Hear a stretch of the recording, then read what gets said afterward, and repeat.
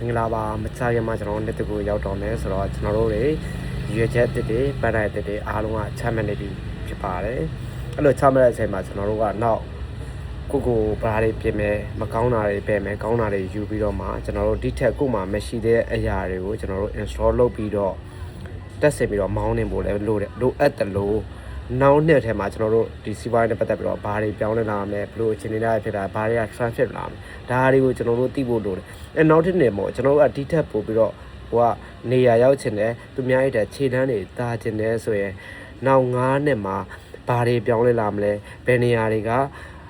ဘယ်လိုစီးပွားရေးတွေကနေရာယူလာမလဲဘယ်ဟာတွေက traffic လာမလဲဘယ်ဟာတွေကခက်စားလာမလဲဘလို့ဘယ်လုပ်ငန်းတွေက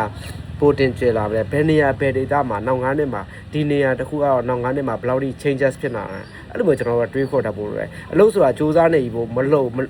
ကြီးပဲမဟုတ်ဘူးဗျာတကယ်တမ်းကျတော့ကျွန်တော်တို့စူးစမ်းနေဖို့ထက်ကြိုမြင်တတ်ဖို့ကအရေးကြီးတယ်စူးစမ်းနေဖို့ကစူးစမ်းရုံတက်တက်ပဲဖြစ်တယ်ကြိုမြင်ခြင်းကကျွန်တော်တို့အခွင့်အလမ်းဖြစ်တယ်အားလုံးကျေးဇူးပါ